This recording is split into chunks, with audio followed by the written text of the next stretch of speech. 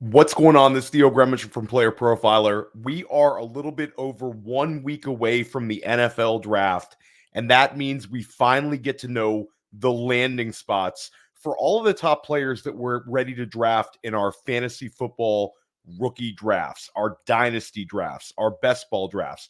We're finally going to know which NFL team some of these players end up on. Now, it doesn't always go well on draft night for us in fantasy. Remember last year, Jackson Smith and Jigba gets drafted by Seattle with DK Metcalf and Tyler Lockett already in place. The Seattle Seahawks also draft Zach Charbonnet, which, really messed him up compared to where we thought he could have ended up. So it doesn't always go right, but sometimes it goes really, really well and things land perfectly. I'm going to let you know the top fantasy landing spots for these rookies that could actually happen. Now, the top player that everybody wants to know who's going to draft him, is Marvin Harrison Jr. And Marvin Harrison Jr., my dream landing spot, and one that could actually happen, is the Arizona Cardinals with pick number 4. Marvin Harrison Jr. would be the best wide receiver in franchise history, potentially. Larry Fitzgerald, DeAndre Hopkins. They've had some good ones, but Marvin Harrison Jr. has potential for wide receiver 1 overall seasons. And landing in an offense with Kyler Murray at quarterback, plus Trey McBride, a player that can help by taking away defensive attention, puts Marvin Harrison in a position where he could put up a top 5 fantasy season this year. Now, Circus Sports dropped their over-unders for where players are going to get drafted at. They have Marvin Harrison Jr. at 4.5. So he's right here in the wheelhouse. There's a couple other spots where Marvin Harrison Jr. could land that would be great. But for me, the top spot is the Arizona Cardinals at 4 overall. Let's make it happen. Marvin Harrison Jr., Kyler Murray, sounds pretty good to me.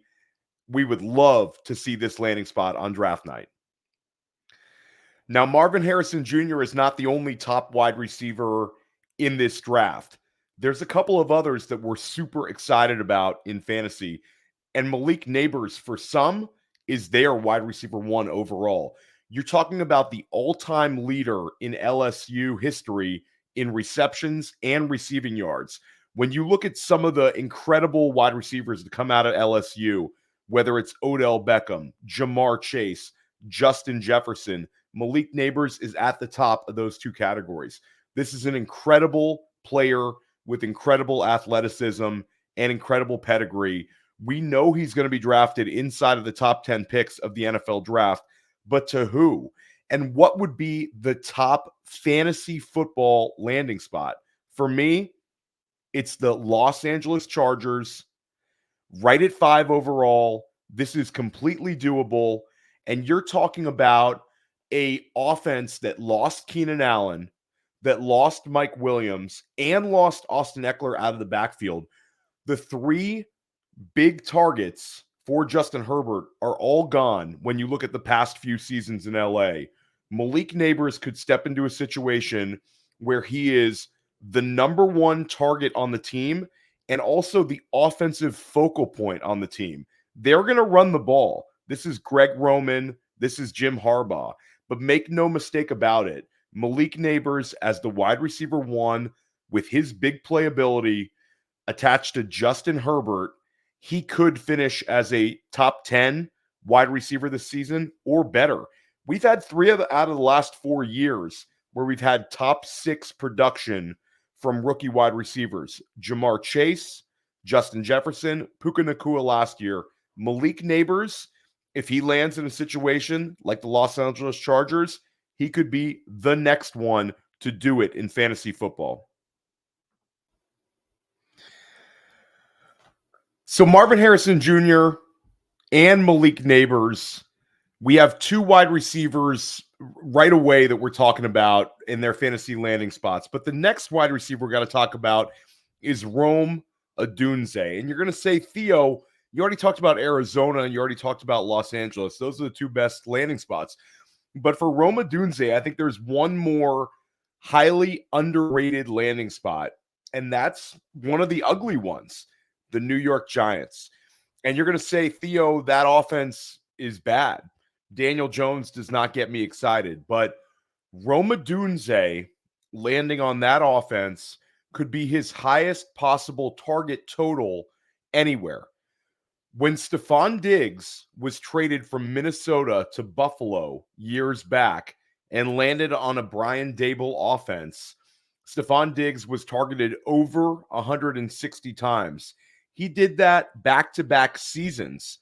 Rome Odunze would have no competition to keep him from taking a really big step forward as potential top 5, top 10 targets among all wide receivers in football next year.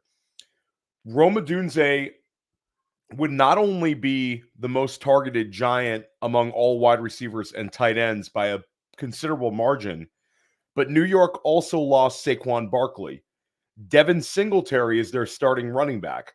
So you're talking about a situation where Rome Odunze would be the focal point of the entire offense.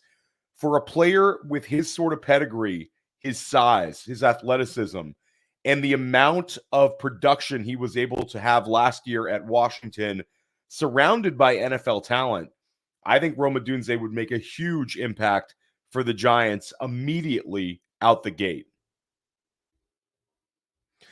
Now, after the big 3 wide receivers, I've got to talk about my favorite tight end, maybe ever as a prospect, and that's Brock Bowers. And there's a lot of different landing spots that are getting people excited with Bowers. Some people want to see him end up on the Jets.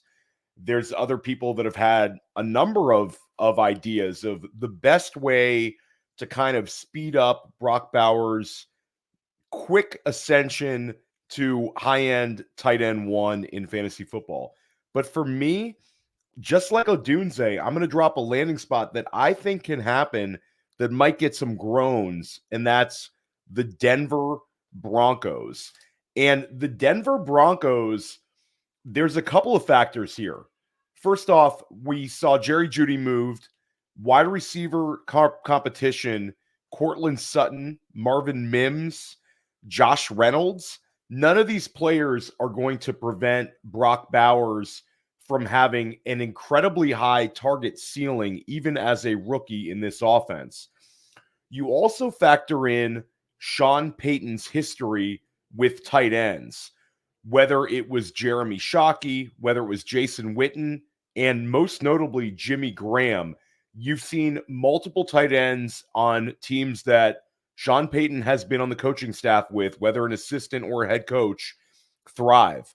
He's just had a propensity towards tight end production. And then you factor in the joker position. Sean Payton has always talked about the joker position as a position where he can move a guy around. It's usually a running back or a tight end, and he finds mismatches. Not only do tight ends fill in this position, but certainly running backs. Reggie Bush, Darren Sproles, Alvin Kamara. The joker position in the Sean Payton offense has been fantasy football gold. And Brock Bowers has the ability, with his yak ability, with his ability to make big plays, that if he steps into 120 targets as a rookie in an offense, even an ugly one, I think he would shine. I want to see Brock Bowers land at 12 overall to the Denver Broncos. I know you hate it, but think about it. No target competition and an immediate ascension towards potentially being the number 1 target in the offense. And when we think about the top tight end seasons, you think about players like Travis Kelce that lead their team in targets from the tight end position. That's a pretty easy way for a player of this caliber to challenge for tight end 1 overall. Now, we talked about 3 wide receivers and a tight end. How about a running back? And let's talk about Jonathon Brooks. Jonathon Brooks, right now, the sports books have as the first running back off the board. Circus Sports dropped it. they're projecting Jonathon Brooks to be a second-round pick. Now you've got a Texas running back. You've got one who is sort of an injury discount. If he would have never gotten injured this year, you're talking about a player who would probably be selected inside of the top 40 picks in the draft. Now he might end up somewhere in the mid-50s. Well, you know who picks at pick number 56 is the Dallas Cowboys. The Dallas Cowboys at pick number 56, if they draft Jonathon Brooks, he has a clear path to being the next fantasy football star running back in Dallas.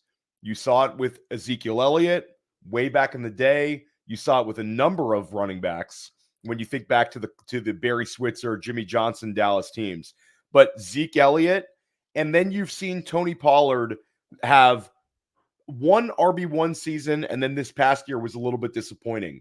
But if you put a player like Jonathon Brooks in the Tony Pollard role, Jonathon Brooks would have an opportunity to catch passes and be a high-profile goal line back in a very strong offense.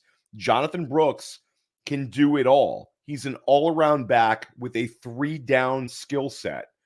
Tony Pollard is a Tennessee Titan.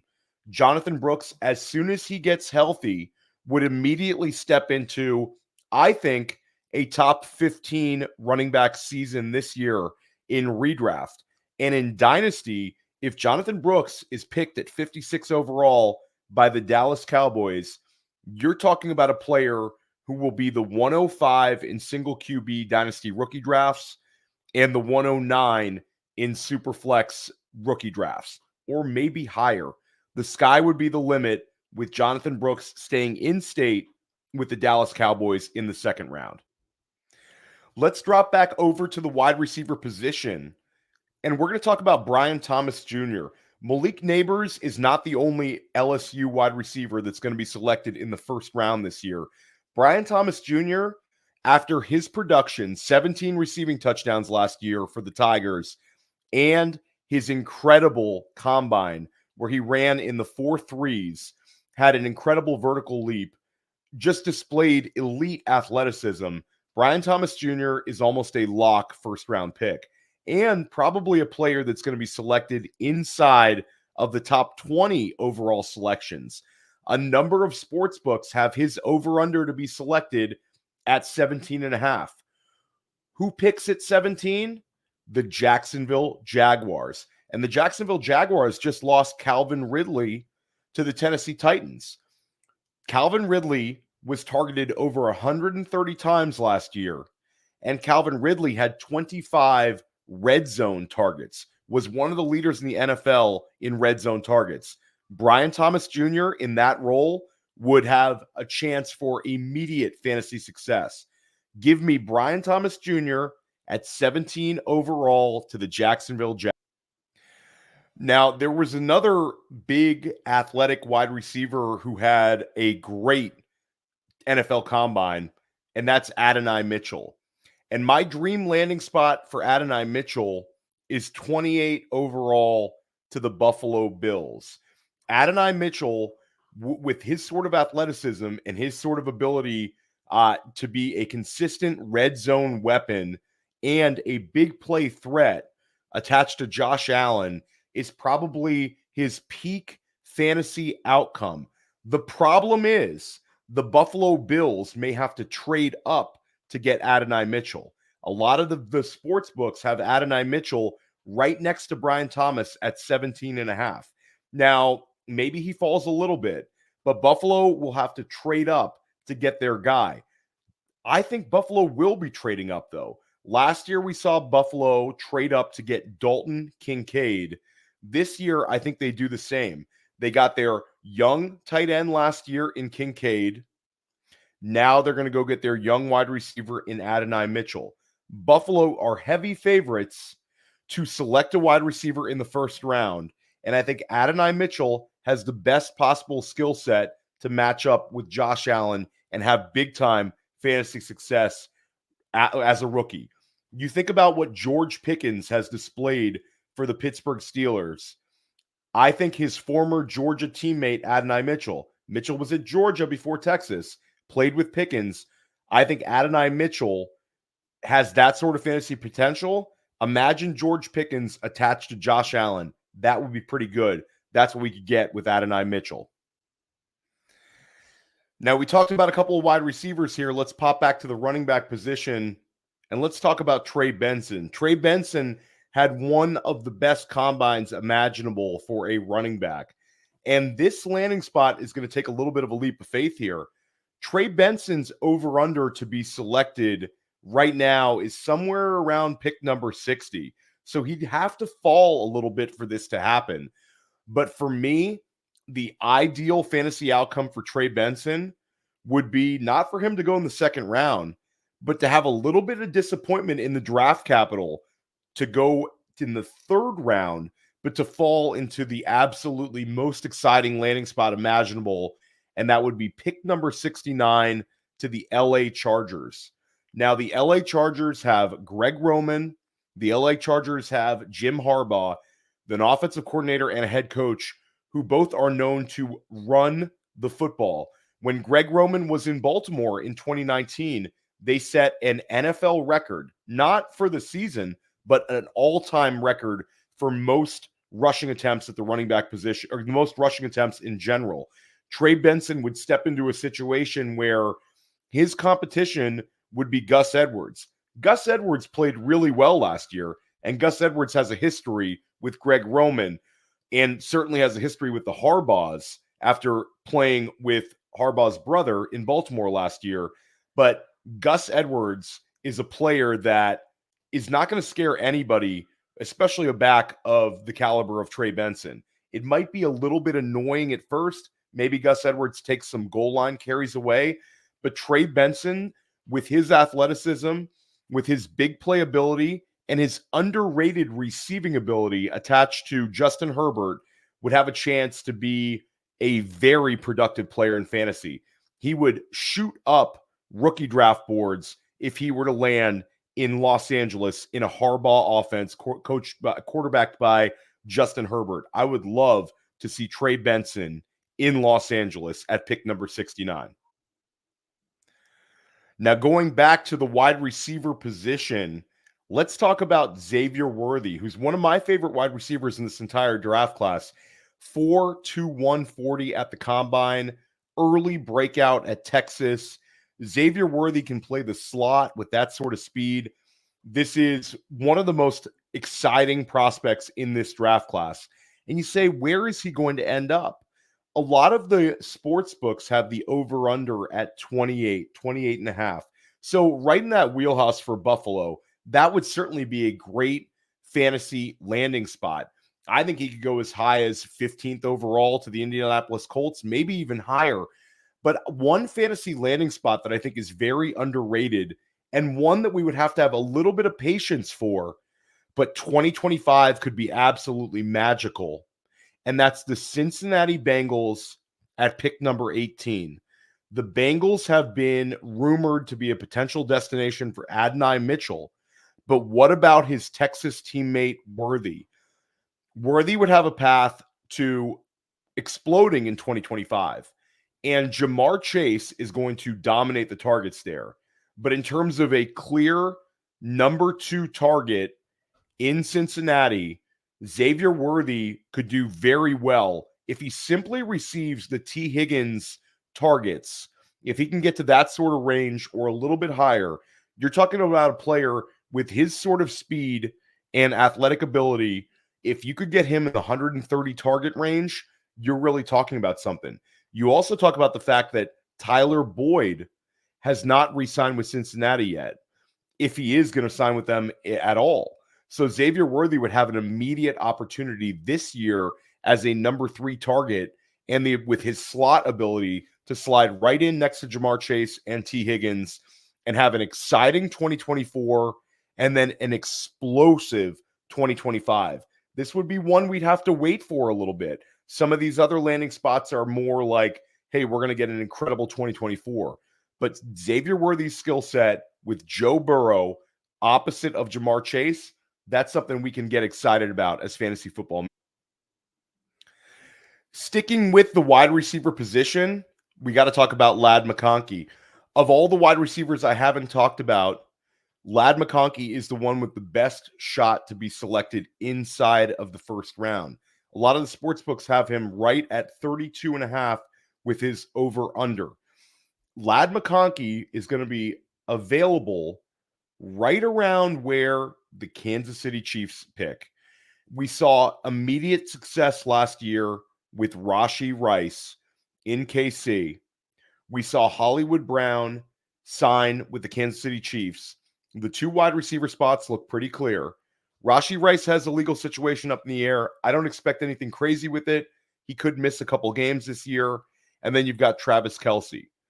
But Lad McConkey has that incredible slot ability. With those 2 wide receivers, you put Lad McConkey in the slot in a Patrick Mahomes offense, he is going to shine. And then when you talk about when Travis Kelce moves on, who becomes Patrick Mahomes' first down maker? His safety valve. And a player like Lad McConkey, if Travis Kelce were to retire a year from now, could immediately step up into about 140 target territory. He would have multiple wide receiver 2 seasons and thrive in that offense. Think about McConkey in the Travis Kelce role stylistically, safety valve, and the ability to convert first downs for Patrick Mahomes. Then factor in Lad McConkey's incredible athleticism and potential to be a big play guy out of the slot. Lad McConkey to the Kansas City Chiefs would be an incredible fantasy outcome. Let's go back to the running back position and let's talk about Blake Corum.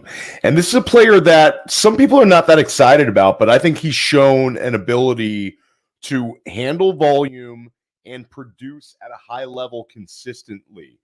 Corum also ran a 4.53 at the combine, threw up 27 reps on the bench press. There's a lot to like about Blake Corum. Now, a lot of the sports books are projecting him to be a late second round pick. So this would be another situation like Benson where we don't get the outcome we want in terms of draft capital, but the landing spot could be ideal. And when you talk about running back production in fantasy, we are chasing volume. Touches equal fantasy points. It seems simple, but it happens every year. And we could look at Dave Canales, the new head coach of the Carolina Panthers, and what he was able to do with Rachaad White last year. Rachaad White was a third-round pick out of Arizona State in 2022. Rachaad White ends up finishing last year as running back 4 overall in fantasy. Rachaad White did that with volume. Rachaad White had 272 rushing attempts. That was tied for second most in the NFL with Christian McCaffrey last year. Rachaad White also was targeted top 3 in fantasy, or excuse me, not top 3 in fantasy, but 70 total targets last year, which put him among the top 12 of running backs. When you put those touches together, Rachaad White had one of the elite touch ceilings of any running back in fantasy. So when you look at Rachaad White's stats and you say, this is a guy who had sub 4 yards per carry, how on earth did he produce an RB4 season? The touchdowns helped, but it was the volume. And we could see Blake Corum as a Carolina Panther at 65 overall, which would be the first pick in the third round. That's very much in his wheelhouse. This is a guy projected to be drafted in the 50s, last to 65 overall, and now we're talking. And the final player I'm going to talk about is one that lost a little bit of momentum at the NFL Combine, but is slowly and surely gaining it back, and that's Troy Franklin. Troy Franklin is going to be drafted inside of the second round, and I think he's going to be drafted inside of the top 45 picks. There's some very interesting landing spots that could propel Franklin and his dynasty value to sort of come up a little bit before we draft our rookie drafts. But one interesting landing spot that I think is a little bit underrated in terms of potential for an immediate fantasy football role would be the New England Patriots. That's right, New England Patriots at pick number 34, which would be the second pick of the second round. It would give Troy Franklin top 35 draft capital. It would give him an opportunity to carve out an immediate role in an offense that needs playmakers. You're talking about KJ Osborne. You're talking about Demario Douglas. You're talking about Hunter Henry. Nothing there is scary enough to keep Troy Franklin from having 120 targets as a rookie. When you look at the fantasy football success from some of these wide receivers that were selected at the beginning of the second round, you look at guys like Michael Pittman Jr., you look at guys like T. Higgins. These were second round picks. There have been plenty of guys that have been second round picks that have been playing great for us and our fantasy football teams. I think Troy Franklin could do it. And when you combine a potential Drake May at pick number 3 or Jaden Daniels at pick number 3, a young quarterback, and attach him to a player like Franklin with his big playability, his ability to get behind a defense as a deep threat, and his ability to move all over the field, that's something we can work with. Again, Troy Franklin moved down a little bit on our rankings after that combine, but would quickly come back in terms of the dynasty fold, landing into a situation where he could challenge to be the number 1 targeted wide receiver on the team like New England. There's a few spots there that are interesting for Troy Franklin at the beginning of the second round. Again, I'm Theo Gremminger. I hope you enjoyed this video. Stick with us here at Player Profiler. We are going to cover the NFL draft all draft long. All 7 rounds we're streaming right here on Player Profiler YouTube. We got you covered with fantasy analysis from everybody you know here at Player Profiler. We are going to crush it at the NFL draft, and I cannot wait to know some of these